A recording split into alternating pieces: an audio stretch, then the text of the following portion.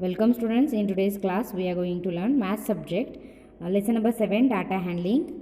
So open page number 235. Take your pencil eraser. Representing data, water for health. We will drink water every day. It helps us in digestion of food. It also helps us to remove stress from our body. Talk to your friends and find out how many glasses of water do they drink in one day.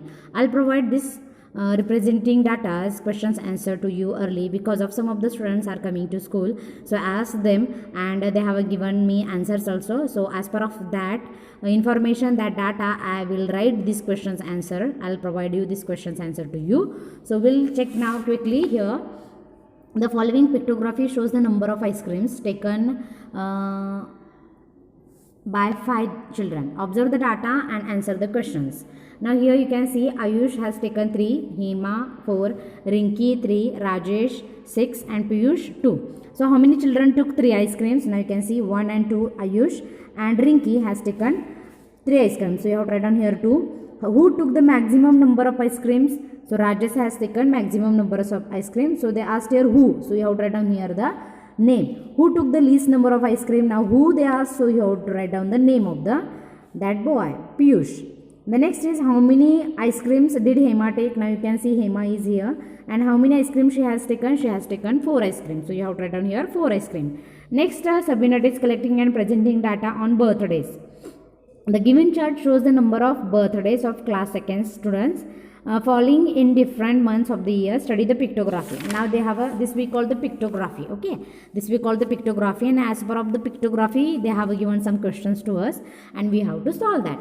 In the month of January there are how many students birthday? 2. February 3, April no, March no, April 4, May 6, June 7, July 3, August 6, September again 4, and then September 4, October 5, November 4 and December 3rd.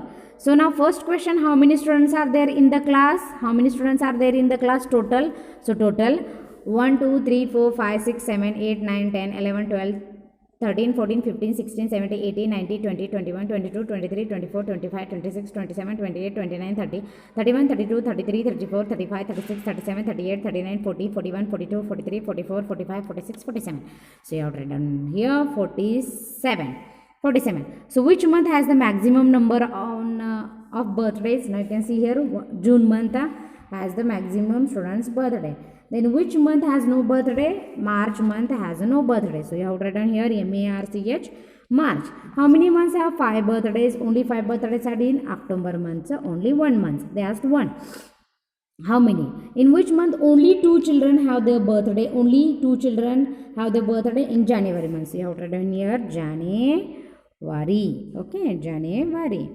The next is, so in this way our this data collecting lesson is completed here. So now you know the collection of data through measurement and arrange it in tabular form, representing of data using pictography, collecting and representing data on birthday of the students any class. So now let us practice this.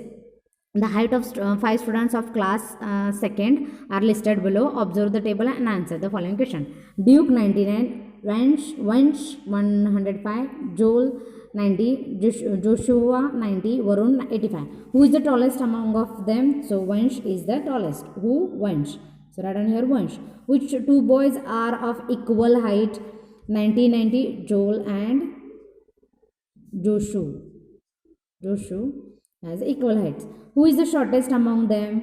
So Varun is the shortest among them. So write down here Varun. Because if you will tally this now, you can know that Varun has a less height, 85 centimeters. So Varun is the shortest one. Next, Rima goes to bed at 8:30. She was sure that she went to bed before all of her classmates. Her mom said that she was wrong. So Rima did a survey of bedtimes of other children in her class. She showed a result in the pictography. So now you have to sleep early and you have to wake up early. So number of children is 1 child. Time is number of children 1 child. 7:30. How many of them are children in 7:30? To 8 o'clock. 1, 2, 3, 4, 5, 6, 7, 8. 8 children are Sleeping timing is 8 o'clock. Half past 8, 1, 2, 3, 4, 5, 6. 6 children is sleeping 8, half past 8.